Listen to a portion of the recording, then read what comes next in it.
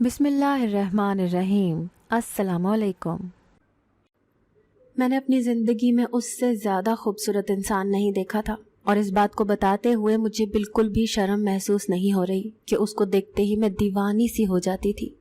वो मेरे ही घर में रहता था, मेरी आंखों के सामने फिरता था, लेकिन वो मेरा शौहर नहीं था। मैं अपने आप को संभाल ही नहीं पाती थी। न जाने ये सब कुछ क्या था, लेकिन फिर आहिस्ता आहिस्ता इस सूरत हाल पर काबू पा लिया। पर एक दिन कुछ ऐसा हुआ कि घर में सिर्फ हम लोग थे और मुझको मेरी सास ने कहा था कि गलती से भी उसके कमरे में या उसके करीब नहीं जाना। लेकिन वो बहुत ज़्यादा तकलीफ़ में था और मैं इंसानियत के नाते उसके कमरे में चली गई। लेकिन इसके बाद जो हुआ वो मेरी ज़िंदगी का सबसे बुरा लम्हा था, क्योंकि जैसे ही मैं कमरे में गई, मेरा नाम मारिया है, मेरी उम्र 19 साल हुई तो मेरे माँ बाप ने मेरी शादी की फ़िक्र करना शुरू कर दी। मैं अपने आप को अच्छा खासा खूबसूरत समझती थी, लेकिन मैं इतनी भी ज़्यादा खूबसूरत नहीं थी। बहरहाल हर इंसान का अपना चेहरा ही उसे अच्छा लगता है और मुझे भी अपना चेहरा पसंद था। मेरे लिए रिश्ता आया। जब मैंने लड़के की तस्वीर देखी तो वो नॉर्मल सा इंसान था, उसमें कुछ ख़ास नहीं लगा। मैंने अपनी माँ को कहा कि मुझे तस्वीर देखकर कुछ महसूस नहीं हुआ, तो मेरी माँ ने हंसना शुरू कर दिया। उन्होंने कहा कि पागल, तस्वीर देखकर क्या होता है, जब तुम उसके साथ रहोगी तो वो तुम्हें अच्छा लगने लगेगा। मैंने कहा कि अगर मुझे अच्छा ना लगा तो फिर क्या होगा। मेरी माँ ने कहा कि फिर तुम अपने दिल को समझा देना, क्योंकि इसी तरह होता है, अगर तुम्हें कोई पसंद है तो बताओ। मैंने कहा कि ऐसा कुछ नहीं है। मेरी माँ ने कहा कि फिर इस इंसान से चुप करके शादी कर लो, अल्लाह पर भरोसा करके इसे अपना शौहर कबूल कर लो, सब कुछ ठीक हो जाएगा। मैंने तुम्हारे बाप को भी ऐसे ही पसंद किया था, लेकिन तुम्हारा बाप बहुत अच्छा इंसान निकला और सब कुछ ठीक हो गया। जब मैंने उसे देखा था तो मेरा रद्द-ए-अमल भी इसी तरह का था। लेकिन मैं अपनी माँ की बात से मुतमईन नहीं थी, क्योंकि जो एक इंसान के लिए सही है वो ज़रूरी तो नहीं कि दूसरे इंसान के लिए भी सही हो। बहरहाल मैंने शादी के लिए हाँ कह दिया। मेरे शौहर का नाम सलीम था। उसके घर में उसकी एक माँ और एक छोटा भाई था जिसका नाम कलीम था। वो शादी में नहीं आया। इस बात पर सब लोग हैरान थे। मुझे तो इतना कोई मसला नहीं था और उसके बगैर जाहिर है ये शादी हो जानी थी, लेकिन मेरे माँ बाप बातें कर रहे थे कि अपने छोटे भाई को शादी में क्यों लेकर नहीं आए। उन्होंने कहा कि उसकी तबीयत ख़राब थी, इसीलिए हम उसको लेकर नहीं आए। मेरे माँ बाप का कहना था कि अगर इतनी ज़्यादा तबीयत ख़राब थी तो आप शादी आगे कर लेते। तो मेरे शौहर ने बताया कि उसकी तबीयत अक्सर ही ख़राब रहती है। खैर, मेरी शादी सलीम से हो रही थी, उसके भाई से तो नहीं। मेरी शादी हो गई और मैं अपने घर में आ गई। मैं इस रिश्ते से बिल्कुल भी खुश नहीं थी, बस इस सब को किस्मत समझकर कबूल कर रही थी। मेरे शौहर का मेरे साथ रवैया अच्छा था, कोई बहुत ज़्यादा अच्छा भी नहीं था, वही रिवायती सा अंदाज था। उसने मुझे लेक्चर दिए और कहा कि मेरी माँ और मेरे भाई का ख्याल रखना, मेरी फैमिली वही लोग हैं और अब से तुम भी इस फैमिली का हिस्सा हो। मैं उन्हीं के लिए सब कुछ करता हूँ, तुम्हें किसी बात के लिए परेशान नहीं होना पड़ेगा, किसी चीज़ की कमी नहीं होगी, बस उनका ख्याल रखना। उन लोगों का ख्याल तुम करना और तुम्हारा ख्याल मैं करूँगा। दिन इसी तरह गुजरते जा रहे थे। मेरी ज़िंदगी वैसी ही थी जैसे कि रवायती ज़िंदगी होती है। मेरी ज़िंदगी में कुछ भी ऐसा नहीं था जैसा मैं हमेशा सोचती थी, जैसा फिल्मों ड्रामों में देखती थी। लेकिन जब सुबह अपने देवर को देखा, जो कि मेरे शौहर का छोटा भाई था, तो हैरान रह गई और दिल में एक ही ख्याल आया कि मेरे लिए उसका रिश्ता क्यों नहीं आ सकता था। वो इंसान इतना ज़्यादा खूबसूरत था। मेरी माँ कहती थी कि मर्द बड़ी मुश्किल से खूबसूरत होते हैं, खूबसूरत तो सिर्फ औरतें होती हैं और मर्द की खूबसूरती नहीं उसकी नौकरी और उसकी कमाई देखी जाती है। मेरी माँ ने तो मुझे सारी ज़िंदगी यही बताया था कि खूबसूरत मर्द होते ही नहीं और जो खूबसूरत होते हैं वो सिर्फ फिल्मों में ही नज़र आते हैं। लेकिन आज ये हीरो जैसा इंसान मेरे सामने खड़ा था, जो बहुत ही ज़्यादा खूबसूरत था, यहाँ तक कि उसकी आंखें भी नीले रंग की थी। मैं तो हैरान ही रह गई। मैं इस कदर हैरान थी कि उसने मुझे कह दिया कि भाभी क्या हुआ। मैं फ़ौरन से होश में आई और मैंने कहा कि आपकी तबीयत अब कैसी है। उसने कहा कि मेरी तबीयत तो ठीक थी, आपको किसने कहा कि मैं बीमार हूँ। मैंने उसकी तरफ हैरान होकर देखा और इतने में मेरी सास वहाँ आ गई। मैंने अपनी सास की तरफ देखा, वो हमारी बातें सुन चुकी थी। उन्होंने कहा कि ये इसी तरह कहता है कि मैं बीमार नहीं हूँ, इसकी तबीयत बहुत ज़्यादा ख़राब थी, वरना अपने सगे भाई की शादी में क्यों नहीं आता। बेटा जाओ, तुम अपने कमरे में जाओ और तैयार हो जाओ, आज तुम्हें देखने के लिए कुछ मेहमान आने वाले हैं। मेरी सास ने मुझे वहाँ से भेज दिया।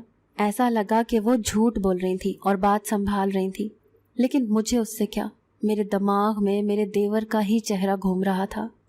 میں یہ سوچ رہی تھی کہ یہ دونوں بھائی ایک دوسرے سے بالکل بھی نہیں ملتے ہیں۔ میرا شوہر تو واجبی شکل کا انسان تھا اور یہاں پر میرے دیور پر تو حسن کی برسات ہوئی تھی۔ خیر، جو میری قسمت، اب مجھے میرے شوہر کے ساتھ ہی گزارا کرنا تھا۔ لیکن پھر بھی دل میں بات آ جانا نارمل تھا، کیونکہ میرے شوہر کے ساتھ کوئی محبت کی شادی تو تھی نہیں۔ میں اس گھر میں رہنے لگی اور اس گھر کو، اپنے رشتے کو قبول کرنے کی کوشش کرنے لگی۔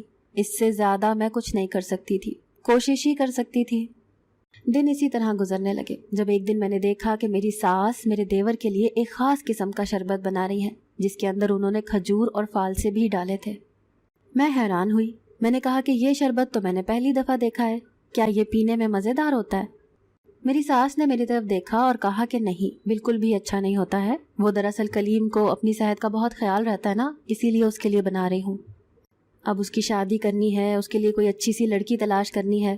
ویسے تمہاری چھوٹی بہن بھی مجھے بہت زیادہ پسند آئی ہے۔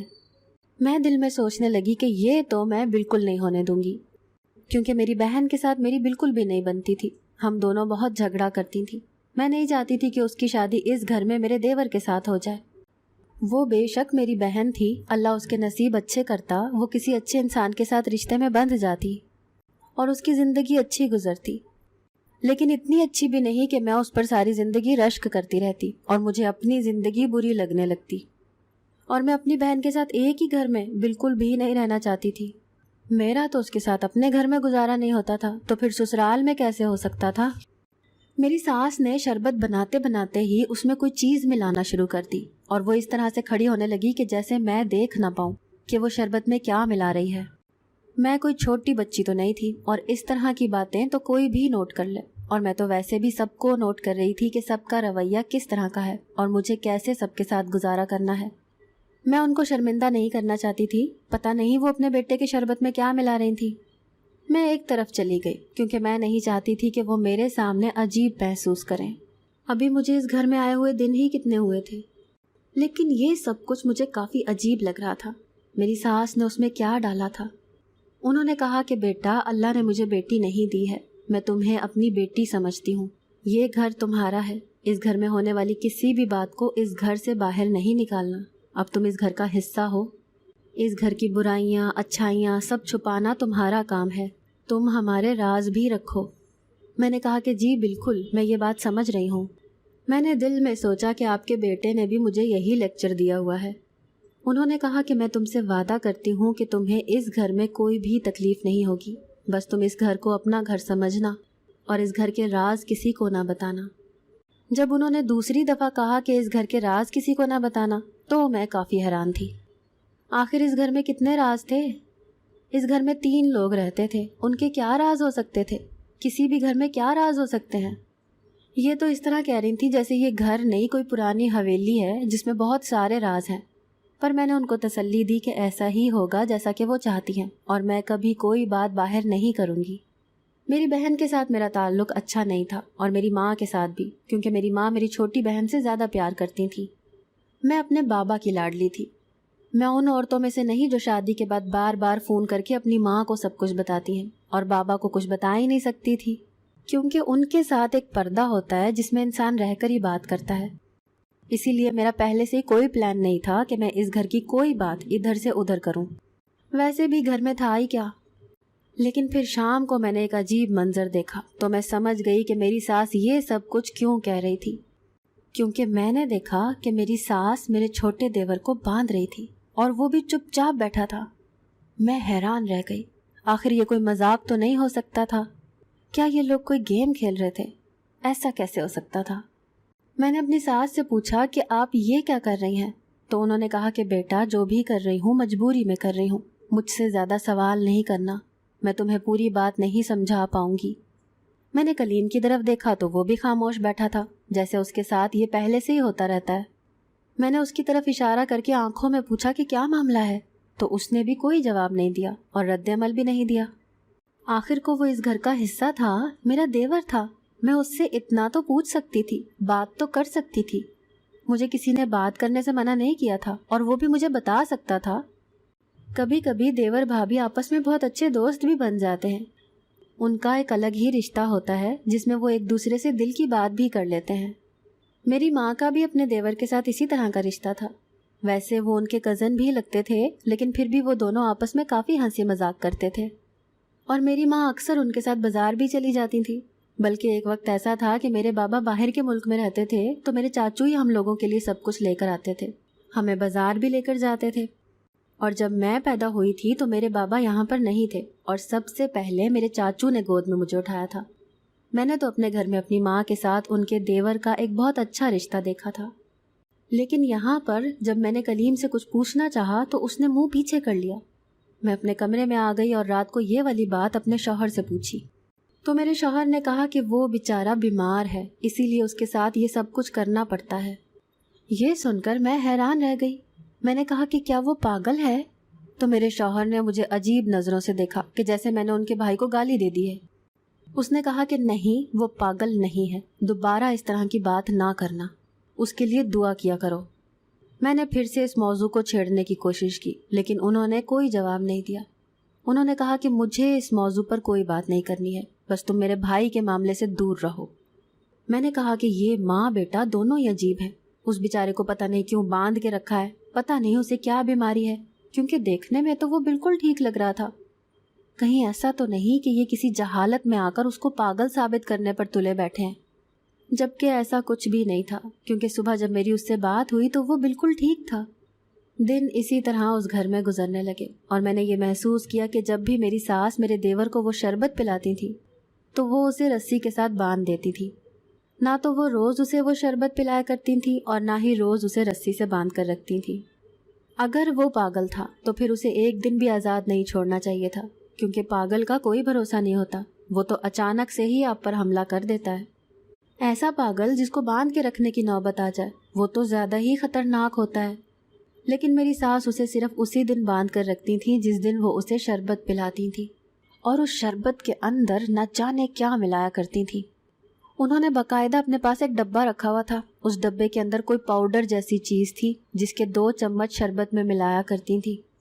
اس گھر میں رہتے ہوئے مجھے دوسرا مہینہ تھا، اب یہ ساری باتیں میں نے سمجھ لی تھی۔ میری ساس نے مجھے پوری بات نہیں بتائی تھی اور میرے شوہر نے بھی نہیں۔ میں کھانا وغیرہ بھی بنایا کرتی تھی اور سب کچھ ٹھیک تھا۔ ایک دن میں نے دیکھا کہ میرا شوہر اپنے کام پہ گیا ہوا تھا اور میری ساس بھی محلے میں کسی کے گھر گئی تھی کیونکہ وہاں قرآن خوانی تھی۔ میرا دیور باہر ہال میں بیٹھا تھا، میں کچن سے دیکھ رہی تھی وہ کوئی کتاب پکڑ کے بیٹھا تھا۔ اس نے مجھے کہا کہ بھابھی ایک گلاس پانی پلا دیں۔ میں پانی کا گلاس لے کر اس کے پاس گئی تو میں نے کتاب کی طرف دیکھا، یہ تو شاعری کی کتاب تھی۔ میں نے کہا کہ تمہیں شاعری پسند ہے؟ تو اس نے کہا کہ مجھے شاعری بہت زیادہ پسند ہے اور میں تھوڑی بہت شاعری بھی کرتا ہوں۔ اس نے مجھے ایک شعر بھی سنایا۔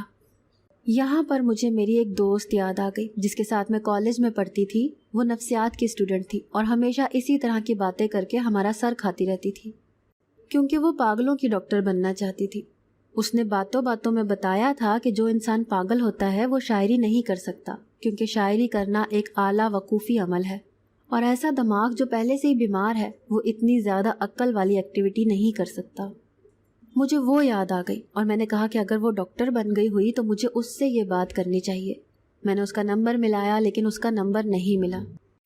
مجھے یقین تھا کہ وہ ڈاکٹر نہیں بنی ہوگی کیونکہ وہ اتنی زیادہ قابل نہیں تھی، لیکن یہ بات تو اس کی ٹھیک ہو سکتی تھی کیونکہ اس نے کتاب سے ہی پڑھا تھا۔ میرا دیور پاگل نہیں تھا، پھر اس کے ساتھ اس طرح کا سلوک کیوں ہو رہا تھا؟ مجھے ایسا لگنے لگا کہ شاید کچھ اور ہی ہو رہا ہے اور مجھے اس کی مدد کرنی چاہیے۔ میں نے اس سے باتوں باتوں میں پوچھا کہ تمہیں کیا پسند ہے، اس کے شوق کیا ہیں، تاکہ میں اس سے دوستی کر سکوں، لیکن وہ میری بات کا جواب ایک لفظ میں دے کر بات ختم کر دیتا تھا۔ شاید وہ یہ سمجھ گیا تھا کہ میں جان بوجھ کر اس سے بات کرنے کی کوشش کر رہی ہوں۔ ایک اور بات بھی بہت زیادہ عجیب تھی۔ ایک طرف میری ساس کہتی تھیں کہ میرا بیٹا بیمار ہے، ہم اس کا علاج کروا رہے ہیں، دوسری طرف اس کے لیے رشتہ بھی تلاش کر رہی تھی۔ کیا ان کو ایسے بیٹے کا رشتہ کرنا چاہیے تھا؟ اگر اس کے ساتھ کوئی مسئلہ تھا تو پھر کسی کی زندگی کو برباد کرنا کہاں کی عقل مندی تھی؟ کہیں ایسا تو وہ نہیں سوچتی تھی کہ شادی ہو جائے گی تو ٹھیک ہو جائے گا، کیونکہ یہ بات تو ہمارے معاشرے میں بہت زیادہ پائی جاتی ہے کہ لڑکے کے اندر کوئی بھی برائی ہو، یہاں تک کہ وہ کسی میڈیکل کنڈیشن میں بھی ہو، تو لوگ یہی کہتے ہیں کہ اس کی شادی کروا دو، سب کچھ ٹھیک ہو جائے گا۔ میرے شوہر نے مجھے دیکھ لیا کہ میں اپنے دیور سے بات کر رہی تھی۔ اس نے مجھے کچھ نہیں کہا، لیکن وہ اپنے کمرے میں چلا گیا۔ اس نے کہا کہ وہ کوئی فائل گھر پر بھول گیا تھا، اسی لیے لینے کے لیے آیا تھا۔ اس نے کہا کہ میں نے تمہیں کہا تھا نا کہ اس سے زیادہ بات نہیں کیا کرو، اور امی تمہیں اکیلا چھوڑ کے چلی گئی۔ میں آج ہی ان سے بات کرتا ہوں کہ تمہیں اکیلا چھوڑ کے نہیں جایا کریں۔ میں نے کہا کہ آپ کا بھائی بالکل ٹھیک ہے، آپ لوگ اسے پاگل کرنے پر کیوں تلے بیٹھے ہیں؟ میرے شوہر نے مجھے عجیب نظروں سے دیکھا۔ اس نے کہا کہ تم کبھی بھی یہ مت سمجھنا کہ وہ بالکل ٹھیک ہے اور اس کے ساتھ زیادہ بات کرنے کی ضرورت نہیں ہے۔ مجھے میرے شوہر کے چہرے پر عجیب سے تاثرات نظر آئے۔ میں نے اس کا اس طرح کا چہرہ پہلے نہیں دیکھا تھا۔ میں نے کہا کہ آپ کیا سوچ رہے ہیں؟ آپ ایسا تو نہیں سوچ رہے جس پر آپ کو بعد میں پچھتانا پڑے اور شرمندہ ہونا پڑے؟ میرے شوہر نے کہا کہ میں ایسا کچھ نہیں سوچ رہا ہوں، اس سے دور رہو۔ اگر وہ ٹھیک بھی ہوتا تب بھی میں تمہیں یہی کہتا کہ تم اس سے دور رہو، کیونکہ مجھے وہ انسان بالکل بھی پسند نہیں ہے۔ تم نے بھی تو کہا تھا کہ تمہیں اپنی بہن اچھی نہیں لگتی ہے۔ میں نے کہا کہ میری بہن ہمیشہ میرے ساتھ ضد لگاتی ہے، پر جیت میری ہوتی ہے، لیکن آپ کے بھائی کا تو آپ کے ساتھ ایسا کوئی رویہ نہیں ہے۔ آپ کا بھائی تو آپ کی بہت تعریف کرتا ہے۔ میرے شوہر نے کہا کہ مجھے اس معاملے پر کوئی بات نہیں کرنی ہے، میں یہاں پر اپنے کام سے آیا تھا، اچھا ہوا اچانک آ گیا، اب جب تک امی نہیں آتی میں یہیں پر بیٹھا ہوں، تم اپنا کام کر لو اور اس کے ساتھ زیادہ بات کرنے کی ضرورت نہیں ہے۔ مجھے بہت عجیب لگ رہا تھا۔ میرے شوہر کے ساتھ میری جب بھی بحث ہوتی تھی اسی معاملے پر ہوتی تھی، ہماری آپس میں کوئی بھی ایسی بات نہیں تھی جو ہمیں بری لگتی ہو۔ پتہ نہیں کیوں میرے دل میں یہ بات بیٹھ گئی تھی کہ یہ لوگ جان بوجھ کر اس کے ساتھ ایسا سلوک کر رہے ہیں، اور وہ بالکل ٹھیک ہے، کیونکہ کبھی تو وہ گھر کی کوئی چیز ٹھیک کر رہا ہوتا تھا، کبھی کتابیں پڑھ رہا ہوتا تھا، اور کبھی فون پر کوئی ڈاکیومنٹ دیکھ رہا ہوتا تھا۔ لیکن جس دن میری ساس اس کو وہ شربت پلاتی تھی اسی دن اسے باندھ کے رکھ دیتی تھی۔ ایک دفعہ میں اپنے کمرے میں تھی جب گھر کا فون بجا۔ میں نے پہلے تو فون نہیں اٹھایا، ویسے بھی میں اس گھر کے کسی معاملے میں بولتی تھی تو میرے شوہر اور میری ساس کے منہ پر 12 بج جاتے تھے، اسی لیے میں نے ایسی کوئی بات نہیں کی۔ لیکن فون بار بار بج رہا تھا تو میں نے جا کر فون اٹھا لیا۔ جب میں نے فون کان سے لگایا تو کوئی لڑکی بولی، لیکن میری آواز سن کر وہ خاموش ہو گئی۔ میں نے کہا کہ آپ نے کس سے بات کرنی ہے؟ اگر بات نہیں کرنی تو فون کیوں کیا ہے؟ کیونکہ میں بار بار پوچھ رہی تھی لیکن وہ مجھے جواب نہیں دے رہی تھی۔ تھوڑی دیر کے بعد اس نے فون بند کر دیا۔ آدھے گھنٹے کے بعد پھر سے فون کیا اور دوبارہ میں نے فون اٹھایا۔ مجھے پتہ چل گیا کہ اس دفعہ بھی وہی ہے۔ پتہ نہیں یہ کون تھی اور اس نے کس سے بات کرنی تھی۔ شاید میں اس کا مطلوبہ شخص نہیں تھی، اسی لیے میری آواز سن کر وہ خاموش ہو جاتی تھی۔ ایک دن موقع دیکھ کر میں نے وہ پاؤڈر جو میری ساس میرے دیور کے شربت میں ملایا کرتی تھی اس میں سے تھوڑا سا پاؤڈر نکال کر اپنے پاس رکھ لیا، اور جب میں اپنی امی کی طرف گئی تو لیبارٹری والوں کے پاس چلی گئی اور ان کو کہا کہ اس کو چیک کریں اس کے اندر کیا ہے۔ اتنا جاننا تو میرا حق تھا، اور میں نے کون سا کوئی اس کے بعد فساد مچانا تھا۔ میں بس یہ جاننا چاہتی تھی کہ میری ساس میرے دیور کو کیا پلا رہی ہیں، کیونکہ اگر اس گھر میں کچھ برا ہو رہا تھا تو مجھے اسے روکنا چاہیے تھا۔ مجھے اپنے شوہر سے بہت محبت تھی، میری شادی اس سے ہوئی تھی، وہی میرا ہمسفر تھا، لیکن کسی کی مدد کرنا کوئی گناہ تو نہیں تھا۔ جب رپورٹ آئی تو میں حیران رہ گئی۔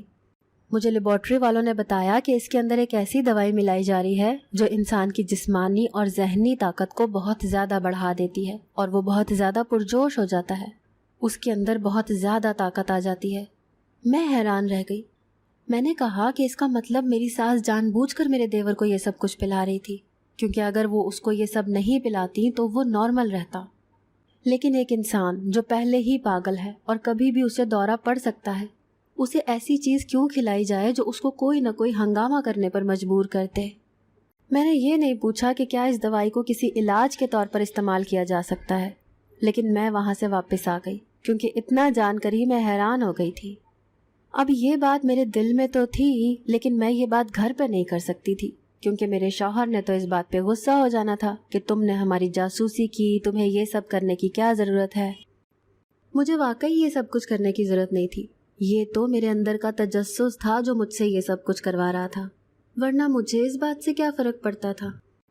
اس گھر میں مجھے سب کچھ مل رہا تھا، 3-4 لوگوں کا گھر تھا، زیادہ کام بھی نہیں کرنے پڑتے تھے، اور میرا شوہر بھی میرا بہت خیال رکھتا تھا، میری ہر ضرورت کا خیال رکھتا تھا۔ پھر اس طرح کی حرکت کرنا ایک بے وقوفی تھی، پر یہ تجسس ہوتا ہے جو انسان سے یہ سب کچھ کرواتا ہے۔ کیونکہ انسان کے دل میں جب شک آ جائے یا کوئی بات آ جائے تو وہ اس کو جاننے کے لیے کسی بھی حد تک چلا جاتا ہے۔ میرے دل میں بھی یہی بات تھی۔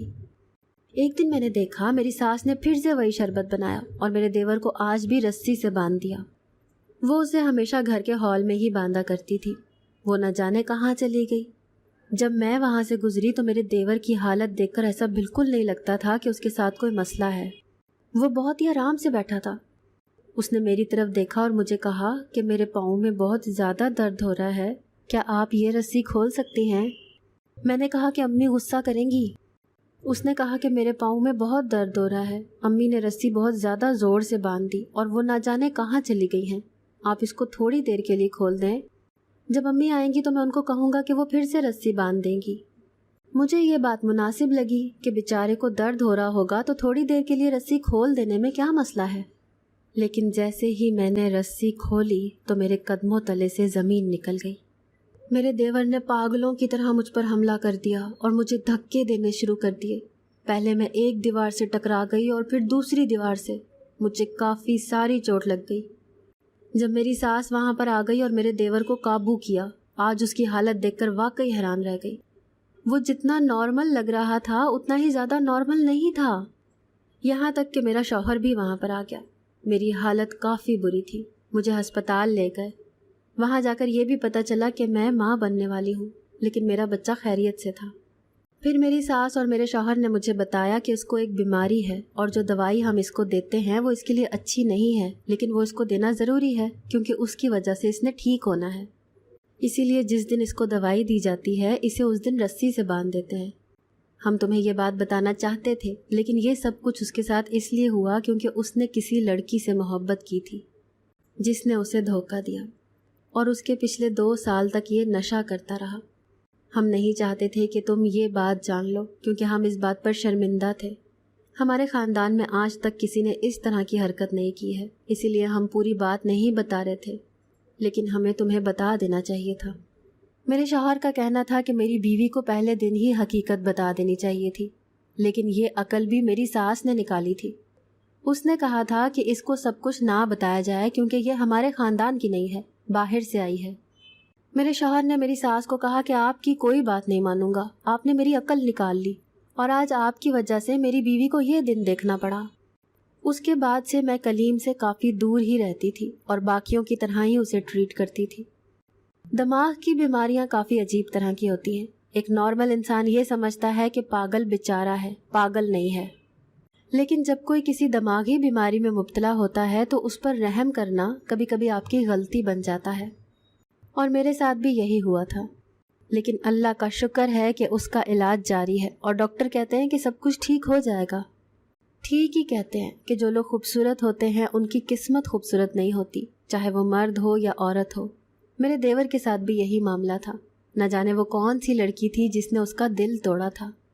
جس نے اتنے خوبصورت مرد کا دل توڑ دیا، پھر وہ کس قسم کی لڑکی ہو سکتی تھی؟ میں اس کے لیے بھی دعا کرتی ہوں اور اب اس سے کافی دور ہی رہتی ہوں۔ مجھے اس سے ڈر بھی لگتا ہے، لیکن میرا شوہر کہتا ہے کہ ہم کوئی نہ کوئی انتظام کر لیں گے۔ جب ہماری اولاد اس دنیا میں آئے گی تو ہم کہیں شفٹ ہو جائیں گے تاکہ میرے بچے محفوظ رہ سکیں۔